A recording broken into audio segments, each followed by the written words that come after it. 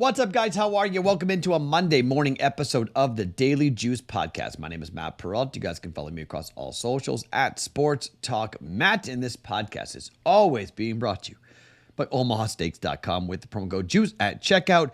Activate all the savings, including the Burger Perfection Flight, which is knocked down to $89.99 just in time for Father's Day coming up this June. Mother's Day yesterday. Hopefully all you mothers had a great day. You called your mom. You talked to, for those of you who have different living situations and different mother situations, you know, biology is not always making you a mom, right? Sometimes mothers come in different form and fashion. So hopefully you reached out and celebrated it with every one of your loved ones who helped to raise you to where you are today, hopefully in good standings. My name is Matt Perrault. You guys can follow me across all socials at Sports Talk Matt. I think I said that. I don't know if I said that or not. It's a Monday, Sunday night. I got to reset in a lot of ways with this podcast, but also just for the reset of the week.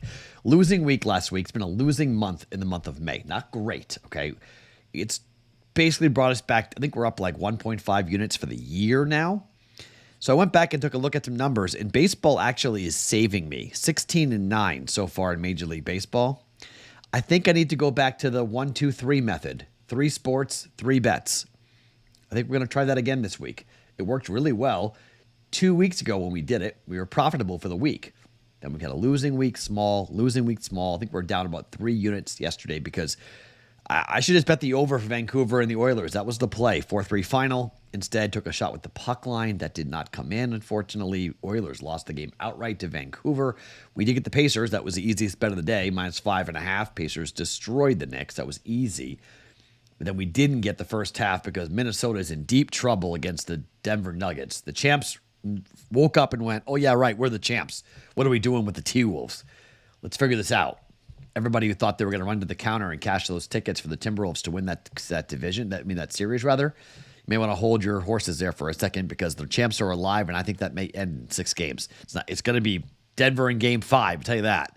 Game 6 would be a question. Maybe we go back for a Game 7, but T-Wolves look overmatched against a worst, they're the worst team. They're not the better team. Denver's the better team. They know it. They're playing like it, and it's been ugly these last 2 games for the Minnesota Timberwolves. So thought they came out sharp. I bet the full game. I had Denver on the full game, but I bet the first half officially because I thought Minnesota early, Denver late.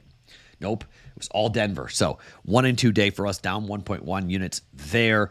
Not a good weekend. Loser on Friday, Saturday, and Sunday. Not great. So let's see if we can start a new week here and get rolling after being down 3 units for the week last week here. Okay, so 3 bets and 3 sports.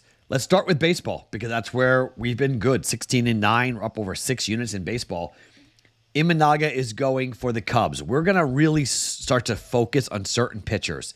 And for the Cubs, Shota Imanaga's been, he's arguably the Cy Young Award winner in the National League. 5-0 with a 1.08 ERA.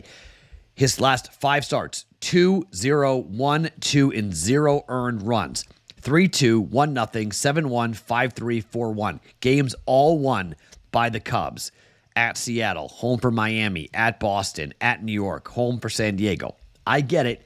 Not a murder's row in terms of offensive baseball teams, but still 5-0 with a 1.08 ERA, a .82 whip, 43 Ks in 41 and 2/3 worth of innings of work for Shota Imanaga for the Cubs. He's been unbelievable.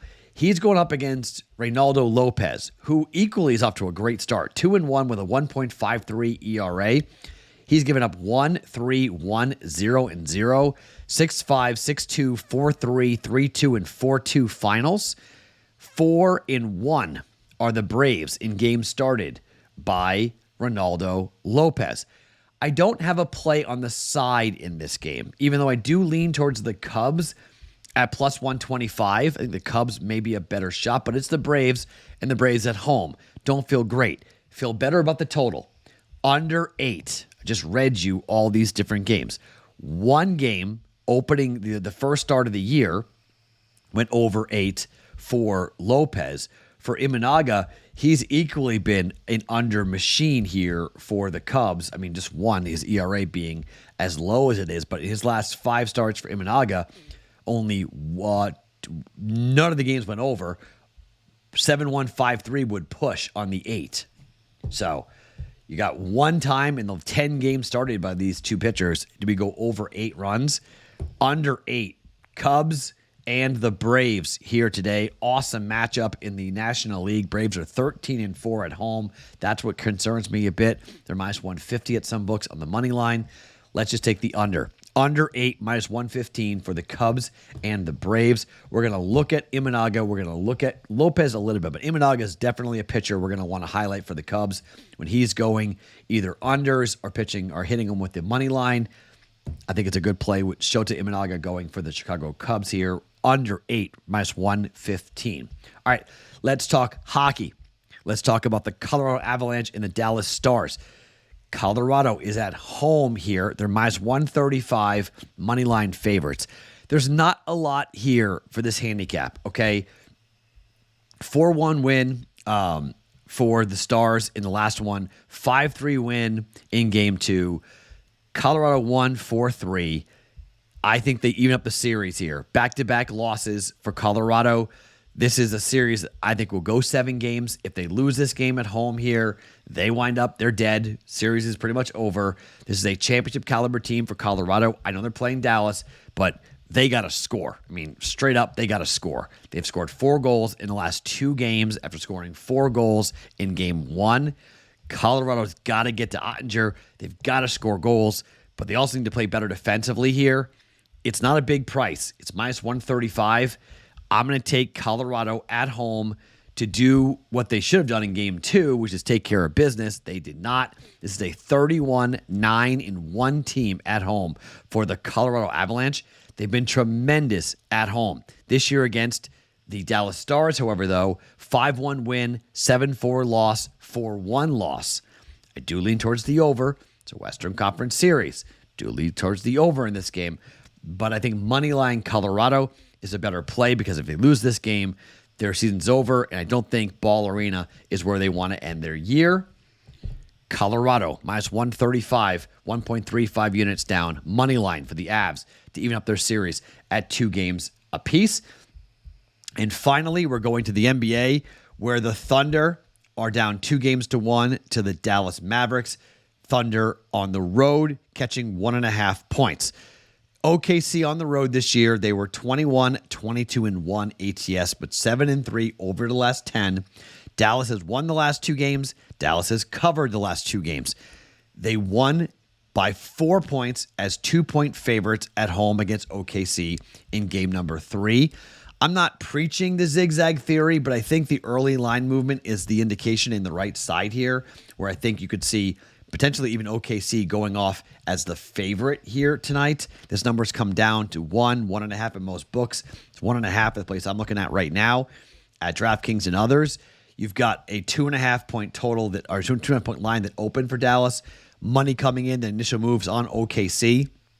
I think OKC does get this one here. Again, I faded Dallas before and it burned me. I think you could definitely look at the under, okay? And I played the under in the game 3, and it came in relatively easily. Just a little bit wary of the total. Just a little bit wary of the total, even though this has been an under series so far. 2 out of the first 3 games have gone under. 11 points in game 3, went over by 12 in game 2, and then it went under by 6.5 in game 1. If you're playing the zigzag theory, it would be, OKC and the over potentially, or game 4 and the over. So 1 under, 2 over, 3 under, 4 over. That's why I'm a little bit hesitant to say go ahead and take the over in this game or even the under. I would lean under on this game from a total perspective of 213.5. I think that's probably good for the under, but instead I'm just going to take OKC at plus 1.5. You can take money line at even money if you want for OKC. I do think they win the game, but I'll take the insurance here.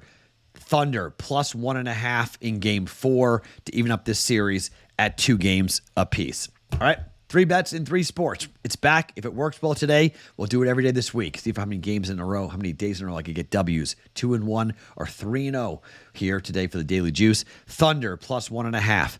Avalanche money line minus 135. Cubs and the Braves under 8 at minus 115. Those are our 3 plays for a Monday's Daily Juice.